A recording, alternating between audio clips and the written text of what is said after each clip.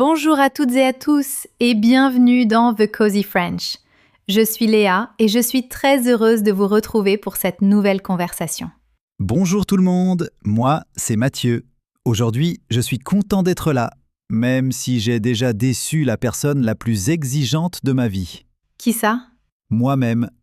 J'avais promis de me lever tôt, de faire du sport et de préparer un vrai petit déjeuner. Et qu'est-ce qui s'est passé? J'ai repoussé le réveil, je n'ai pas fait de sport et j'ai mangé un biscuit debout dans la cuisine. Une matinée pleine de décisions inattendues. Disons que la version organisée de Mathieu n'est jamais arrivée. Dans The Cozy French, nous parlons de situations très simples, parfois un peu gênantes, parfois plus profondes, pour vous aider à progresser avec un français naturel et vivant. Alors, installez-vous confortablement et si vous aussi vous avez récemment abandonné une résolution après environ 2 jours, vous êtes au bon endroit. Aujourd'hui, nous vous proposons un petit défi différent. Pensez à une chose que vous n'avez pas réussi comme vous l'espériez. Puis, essayez de la décrire sans vous insulter.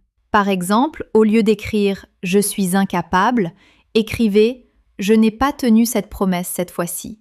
Vous pouvez partager votre phrase dans les commentaires. Cela peut aider quelqu'un d'autre à se sentir moins seul. Et si nos conversations vous accompagnent dans votre apprentissage, pensez à vous abonner à The Cozy French et à partager cet épisode. Peut-être pas avec le message « Tu devrais écouter ça, tu me déçois beaucoup ». Non, vraiment pas. Il faut parfois protéger ses amitiés. Ce matin, j'ai relu une liste d'objectifs que j'avais écrite il y a plusieurs mois. Mauvaise idée avant le café. Peut-être. J'avais noté que je voulais lire davantage, appeler plus souvent ma famille et terminer un projet personnel. Et tu as tout fait? Non. J'ai vu plusieurs lignes qui n'avaient presque pas avancé. Et ma première réaction a été « Léa, tu manques vraiment de discipline ». Ça fait mal, surtout quand la critique vient de soi. Oui, quand quelqu'un d'autre nous déçoit, on peut prendre de la distance. Mais quand on se déçoit soi-même, on emporte le sentiment partout. Sous la douche, dans le métro, même devant une série. Exactement. Et parfois, la déception ne vient pas d'une grande erreur. Elle vient d'une petite promesse qu'on a répétée plusieurs fois sans la tenir. Demain, je commence. Cette semaine, je change. Cette fois, je vais jusqu'au bout. Puis, quand on n'y arrive pas, on ne pense pas seulement « ce plan n'a pas fonctionné ». On pense « quelque chose ne va pas chez moi ». C'est là que le problème devient plus lourd. En français, on dit « ne pas être à la hauteur ». Cela signifie avoir l'impression de ne pas répondre aux attentes. Par exemple, je pensais pouvoir gérer ce projet, mais je n'ai pas été à la hauteur. Cette expression peut parler des attentes des autres, mais aussi des nôtres. Et nos propres attentes sont parfois les plus sévères. Tu crois qu'on se déçoit parce qu'on attend trop de soi? Parfois, mais pas toujours. Il y a aussi des moments où nous savons honnêtement que nous aurions pu faire mieux. Je suis d'accord. Tout excuser n'est pas forcément bienveillant. Si je promets d'aider un ami et que je ne viens pas, je dois reconnaître ma responsabilité. Oui, mais reconnaître une erreur n'oblige pas à transformer cette erreur en identité. On peut dire « j'ai mal agi » sans dire « je suis une mauvaise personne ». Voilà toute la nuance. La déception peut nous montrer ce qui compte pour nous. Parce que si cela nous fait mal, c'est peut-être qu'une valeur ou une promesse importante a été touchée. Alors aujourd'hui, nous allons essayer de comprendre comment écouter ce sentiment sans le laisser décider de toute notre valeur. Et comment recommencer sans organiser un procès intérieur chaque fois qu'on mange un biscuit au lieu de devenir une nouvelle personne. Ce qui me frappe, c'est que nos attentes commencent souvent avec une bonne intention. Oui, on veut progresser, être plus fiable, prendre soin de soi.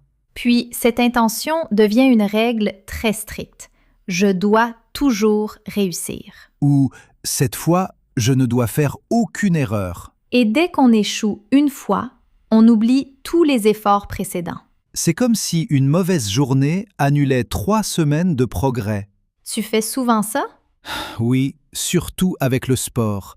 Si je manque une séance, mon cerveau annonce immédiatement « Voilà, tu abandonnes encore ». Alors que tu as seulement manqué une séance.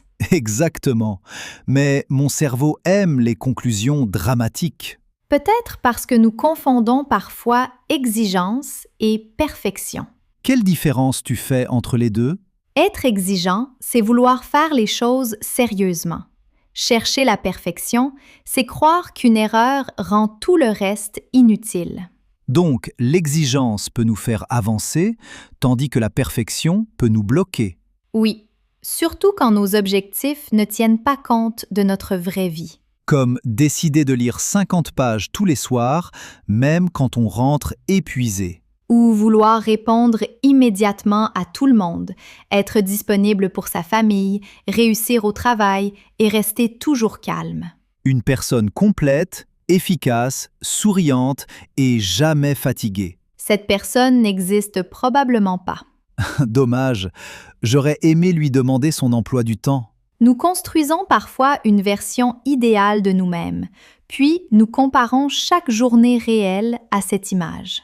Et la réalité perd presque toujours. Parce que l'image idéale n'a pas de problèmes imprévus, pas de maladie, pas de fatigue et aucun métro en retard. Elle ne cherche jamais ses clés non plus. Non, elle est très organisée. Je la trouve déjà agaçante. En français, on dit « placer la barre trop haut ». Cela signifie fixer un niveau tellement difficile qu'il devient presque impossible à atteindre. Par exemple, je voulais tout changer en une semaine, j'avais placé la barre trop haut. Exactement. Baisser un peu la barre ne veut pas dire renoncer. Là, je ne suis pas complètement d'accord. Pourquoi? Parce que parfois, on utilise la bienveillance comme une excuse. On dit « je respecte mon rythme » alors qu'on évite simplement l'effort. Tu n'as pas tort.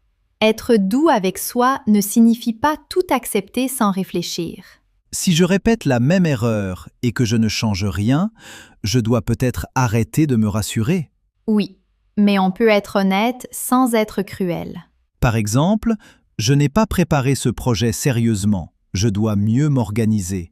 C'est différent de « je suis incapable et je ne terminerai jamais rien ». La première phrase parle d'un comportement qu'on peut changer. La seconde attaque toute notre identité. Je vois. Il faut donc poser une attente précise plutôt qu'un jugement général.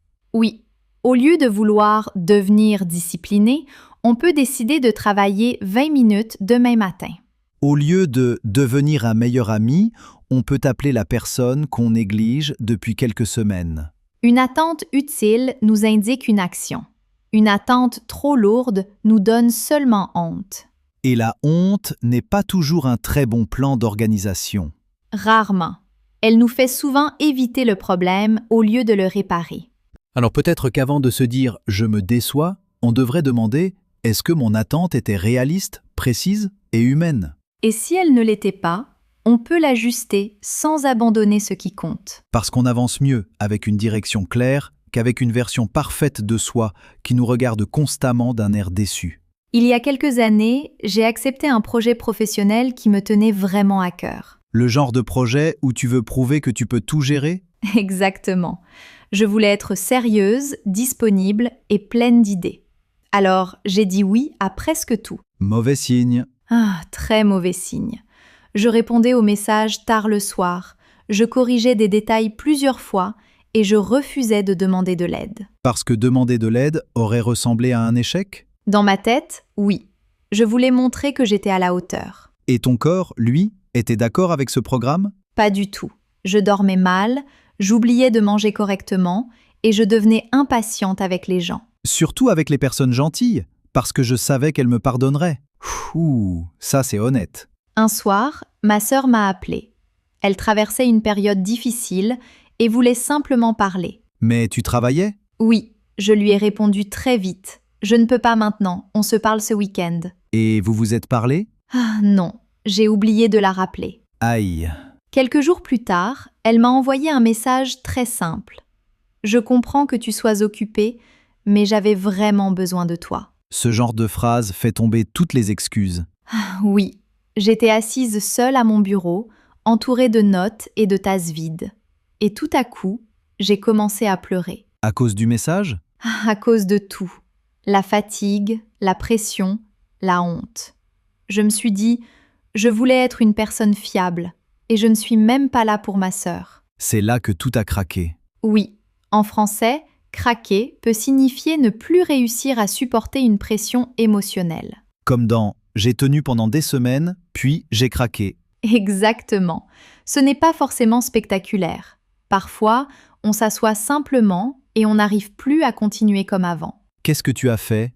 J'ai appelé ma sœur immédiatement. Je lui ai présenté mes excuses sans essayer de me défendre. Tu lui as dit quoi? Je t'ai laissée seule à un moment où tu avais besoin de moi. Je suis désolée, ce n'était pas juste. Elle était en colère? Un peu, et elle avait raison. Mais elle m'a aussi dit quelque chose qui m'a marquée. Je ne te demande pas d'être parfaite, je te demande d'être présente. Cette phrase remet les priorités en place. Oui, j'avais voulu être parfaite dans mon travail, et j'avais oublié ce que je voulais vraiment protéger dans ma vie. La déception t'a donc montré un écart entre tes valeurs et tes actions. Exactement. Après cet appel, je n'ai pas décidé que tout était réglé. J'ai parlé à mon responsable, demandé un délai et partagé certaines tâches. Ce qui devait être difficile pour toi. Très difficile. J'avais peur qu'on pense que je n'étais pas assez compétente. Et qu'est-ce qui s'est passé? Mon responsable m'a simplement dit « J'aurais préféré que tu me préviennes plus tôt. Donc le monde professionnel ne s'est pas effondré. » Non. Mais j'ai dû accepter une vérité désagréable. J'avais mal organisé mes limites. Poser ses limites, c'est décider ce qu'on peut accepter ou non pour se protéger. Oui.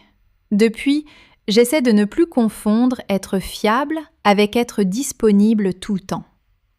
Je suppose que tu as aussi changé avec ta sœur. J'ai commencé à noter nos appels dans mon agenda. Ce n'est pas très romantique, mais c'est concret. L'affection avec une alarme à 19h. Exactement. Et maintenant, si je ne peux pas parler, je propose un moment précis, au lieu de dire vaguement « plus tard ». Donc, cette déception n'a pas prouvé que tu étais une mauvaise sœur. Non. Elle m'a montré que mes actions n'étaient pas alignées avec la sœur que je voulais être. Et c'est peut-être la différence essentielle.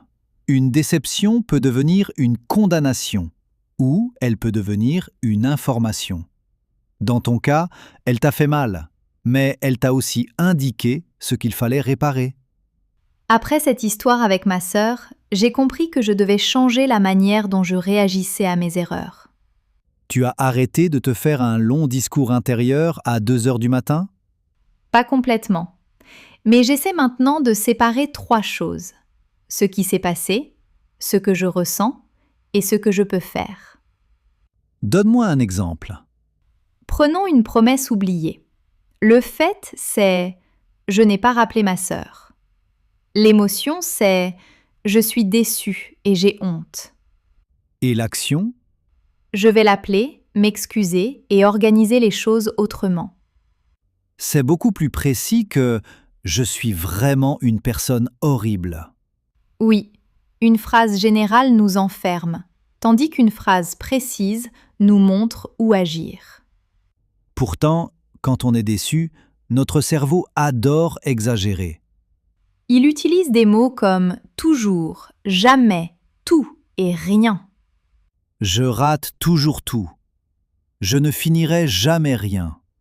Alors qu'en regardant les faits, on découvre souvent une réalité plus nuancée. Nuancer, ça veut dire qu'une situation n'est pas totalement noire ou totalement blanche. Exactement. On peut avoir échoué dans une situation et avoir réussi dans d'autres. Je devrais peut-être appliquer ça à la cuisine. Tu penses encore à ta soupe ? Oui, elle me poursuit émotionnellement. Une soupe ratée ne signifie pas que tu ne sais rien cuisiner. J'ai quand même réussi à brûler de l'eau une fois. Comment est-ce possible ? J'ai oublié la casserole jusqu'à ce qu'il n'y ait plus d'eau. D'accord, c'est impressionnant. Mais tu fais de très bonnes omelettes. Merci de protéger mon identité culinaire. C'est justement une méthode utile. chercher une preuve qui complète notre jugement. Pas pour nier l'erreur, mais pour éviter qu'elle devienne toute l'histoire. Voilà, si je pense « je ne suis jamais présente pour ma famille », je peux demander « est-ce complètement vrai ?» Peut-être que tu as été présente beaucoup de fois, mais pas ce jour-là. Et ce jour-là reste important.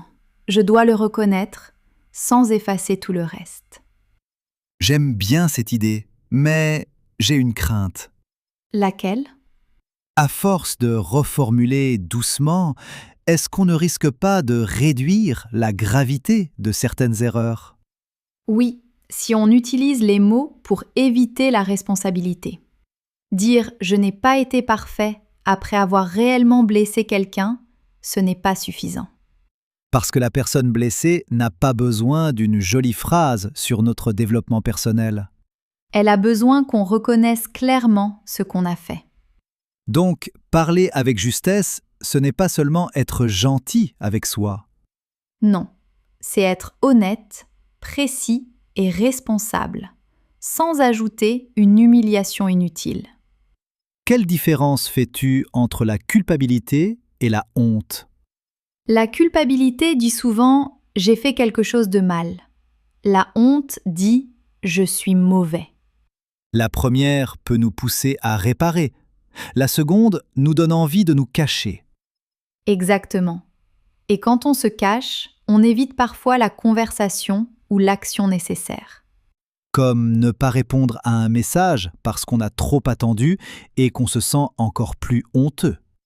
Oui, plus on attend, plus le message devient lourd dans notre tête. Alors qu'on pourrait simplement écrire « Désolé de répondre si tard, je n'ai pas bien géré la situation ». C'est une phrase simple, mais elle ouvre la porte. En français, reconnaître ses torts signifie accepter qu'on a eu tort ou qu'on a mal agi. Et reconnaître ses torts demande souvent plus de courage que de se critiquer seul pendant des heures. Parce que la critique intérieure donne l'impression qu'on paie pour son erreur. Mais souffrir ne répare pas automatiquement ce qu'on a cassé. Il faut parfois présenter des excuses, changer une habitude ou accepter une conséquence. Et ensuite, continuer à vivre sans se punir éternellement. Donc, la bonne question n'est peut-être pas « comment arrêter de me sentir déçu ?» Mais plutôt, qu'est-ce que cette déception me demande de comprendre, de réparer ou de changer? C'est moins confortable qu'une phrase magique, mais beaucoup plus utile. Se parler avec justesse, c'est arrêter de se condamner assez longtemps pour enfin prendre ses responsabilités. Je crois que la partie la plus difficile, après une déception, ce n'est pas toujours de comprendre ce qui s'est passé. C'est de recommencer Oui, parce qu'on a peur de refaire la même erreur. ou de se promettre encore quelque chose et de se décevoir une nouvelle fois. Alors, on reste immobile. On se dit « à quoi bon essayer ?» À quoi bon? C'est une expression qu'on utilise quand on pense qu'un effort ne servira à rien. Exactement. Mais ne rien faire ne nous protège pas vraiment. Cela garde seulement la déception au même endroit. Et parfois, elle prend de plus en plus de place.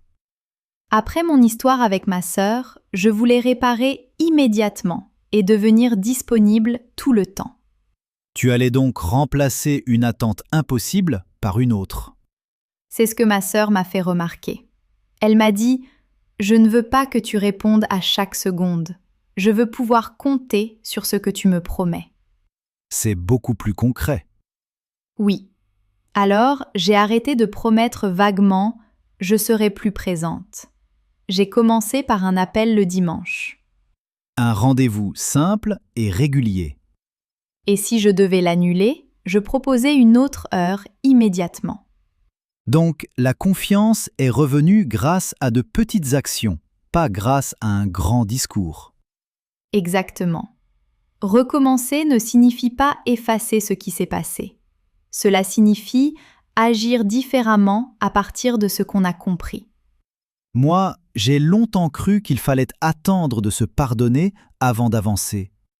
Et maintenant? Maintenant, je pense que le pardon vient parfois pendant l'action. On tient une petite promesse, puis une autre, et on recommence à se faire confiance. J'aime beaucoup cette idée. La confiance en soi n'est pas seulement une émotion. C'est aussi une mémoire. On se rappelle les moments où l'on a fait ce qu'on avait décidé. Même quelque chose de très petit. Envoyer le message, arriver à l'heure ou travailler 10 minutes. Mais il faut choisir une promesse réaliste. Oui. Quand on est déçu de soi, on veut parfois compenser avec un plan énorme. Dès demain, je change toute ma vie. Je me lève à 5 heures et je deviens une personne exceptionnelle. Puis à 5h10, la nouvelle personne se rendort. Et l'ancienne personne se sent encore pire. Il vaut mieux choisir une action assez petite pour être tenue, mais assez importante pour avoir du sens. Par exemple, si on a négligé un ami, on peut lui écrire aujourd'hui. Si on a abandonné un projet, on peut rouvrir le document et travailler 15 minutes. Si on a parlé durement à quelqu'un, on peut présenter des excuses claires. Et si la situation ne peut pas être réparée complètement, on peut au moins apprendre à ne pas la répéter. Ce n'est pas toujours satisfaisant. Non, certaines conséquences restent. Certaines personnes ne sont pas prêtes à pardonner. Il faut aussi respecter cela. Oui, se pardonner ne donne pas le droit d'exiger le pardon des autres. Mais on peut accepter leur réaction et continuer à changer sincèrement. Sans transformer le regret en punition permanente. Parce que se punir pendant des années ne prouve pas qu'on a compris. Ce qui le prouve, ce sont nos choix suivants.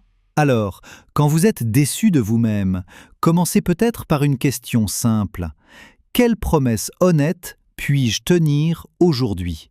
Pas pour devenir parfait, ni pour oublier votre erreur. Mais pour reconstruire doucement la relation que vous avez avec vous-même. Merci d'avoir partagé ce moment avec nous dans The Cozy French. Nous espérons que cette conversation vous aidera à regarder vos déceptions avec plus de clarté et moins de violence. Vous pouvez reconnaître ce que vous avez mal fait, réparer ce qui peut l'être et demander de l'aide quand le poids devient trop lourd. Vous êtes plus grand qu'un mauvais choix, mais vos choix comptent. Les deux peuvent être vrais en même temps. Et vous n'avez pas besoin d'attendre de vous aimer parfaitement pour faire aujourd'hui quelque chose dont vous serez fier demain. Prenez soin de vous, gardez des attentes humaines et laissez-vous la possibilité d'apprendre. Merci de nous avoir écoutés. On se retrouve bientôt pour une nouvelle conversation. Et d'ici là, recommencez doucement, sans biscuit obligatoire, mais sans procès intérieur non plus.